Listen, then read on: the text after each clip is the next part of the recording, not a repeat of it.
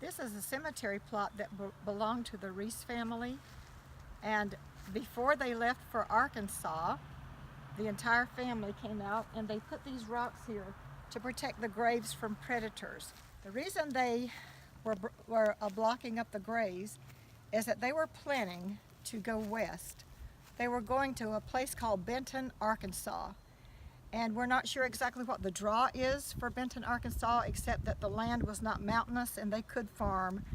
And these people wanted to be farmers, and it's difficult in Dawson County to find enough land in one piece to grow wheat fields and the other vegetable crops that they wanted to grow.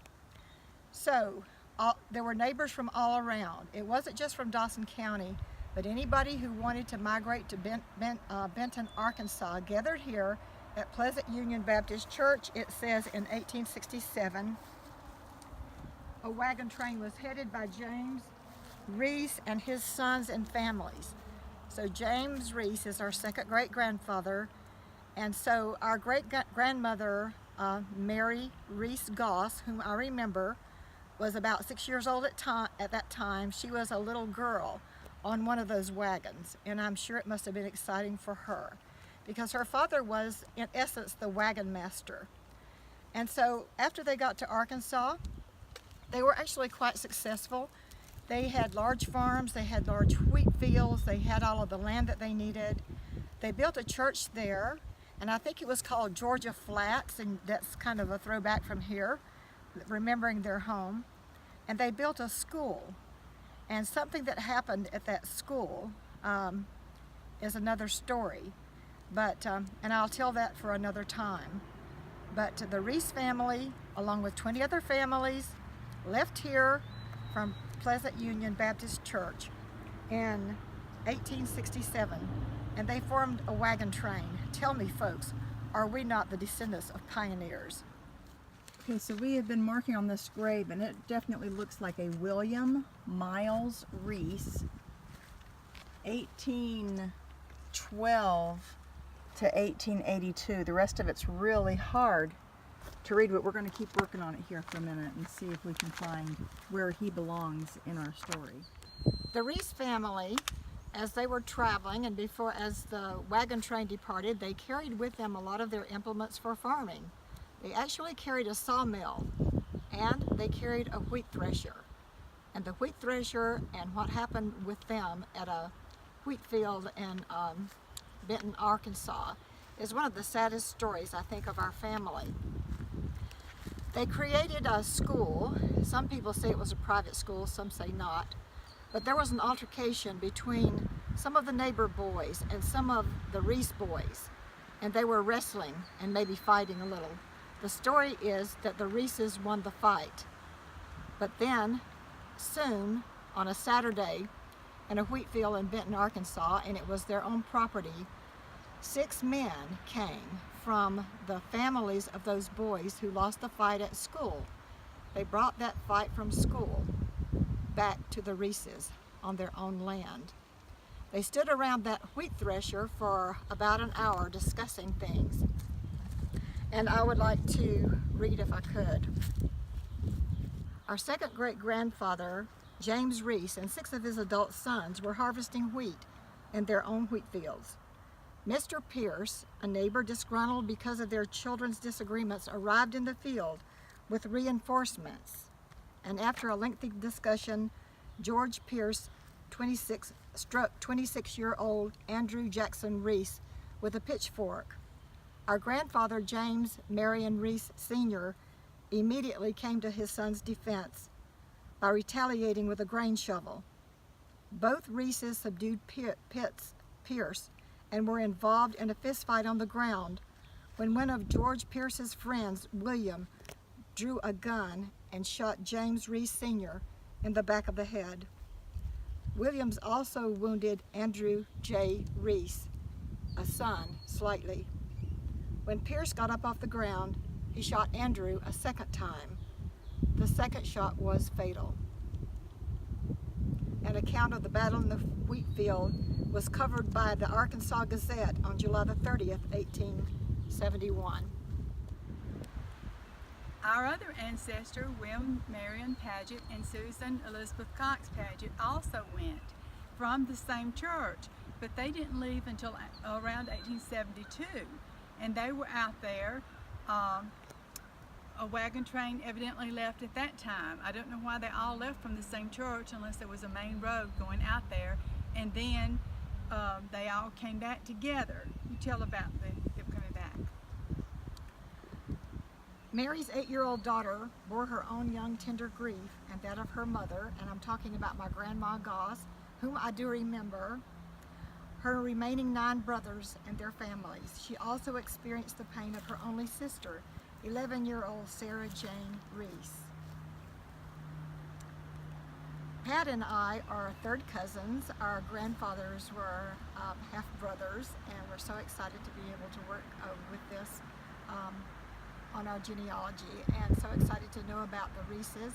And as we head to Ebenezer Church, which is our next stop, we have Polly Southern Reece, Mary Polly Southern Reece, who's the wife of the wagon master, and we have more stories about her and her family and what occurred after they arrived back in Gilmer County, Georgia.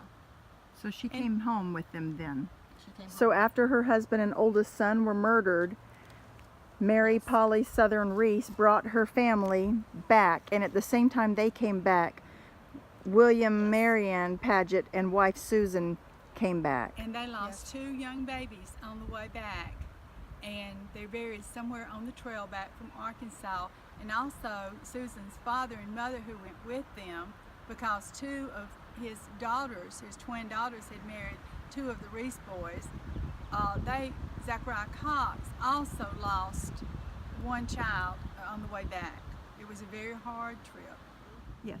When James Marion Reece and his wife, Polly, who was Mary Elizabeth Southern Reece, left Georgia, they left behind 3 of their children. They left behind Alfred, who was 13 months old.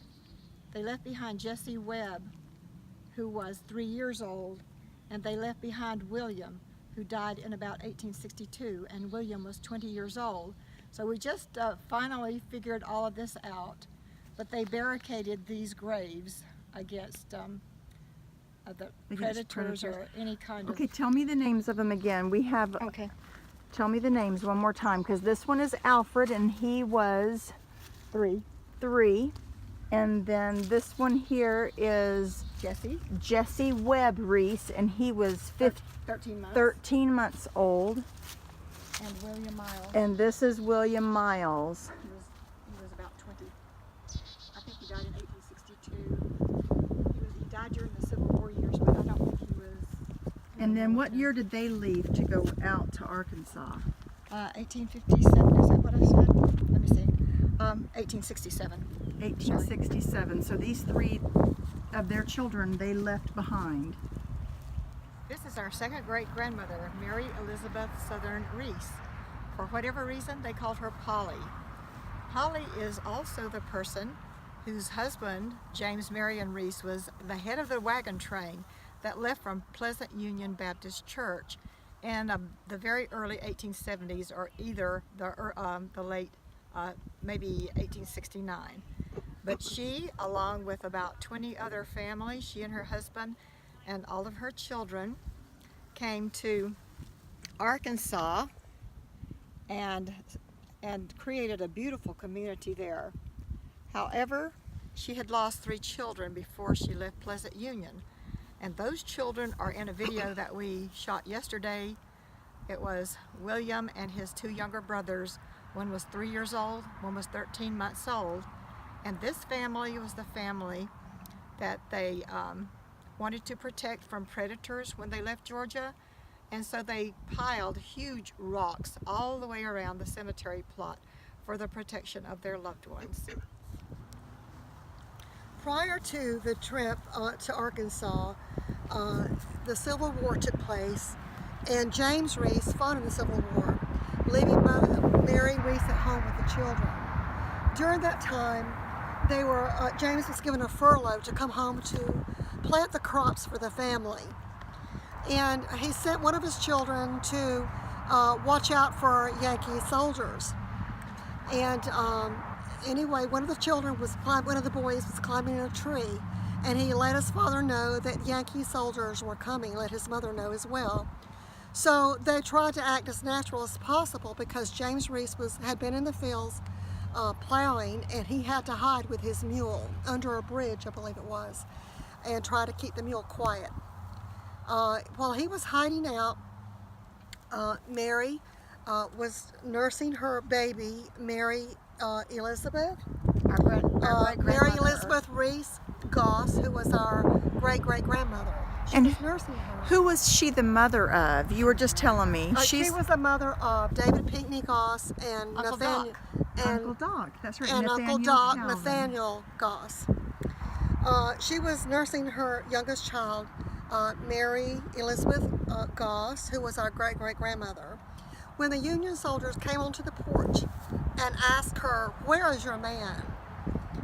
She said, "He's off to war like all the other men in our area." They said, "We don't believe you." And the soldier put the gun to her chest, to her breast, and said, "Well, blow it off. I'll blow it off if you don't tell me where your man is." And she looked straight at him and she says, "You can blow it off if you want to, but I have no idea what you're talking about. My husband is in the war fighting." And she said it with such conviction that he believed it. Was she nursing at the time? She was nursing our great-great-grandmother. At that same time. And so she was very brave. She said it with such conviction that he believed her, and the two Union soldiers left the porch. I could imagine she nearly fainted when they left, Oh, I imagine. but she was so convincing that she saved her family's lives, And she- particularly her husband's life. And she was the same woman that went on the wagon trek to Yes, Arkansas. she was a very gutsy and brave woman, and And- we're very happy to be descended from her.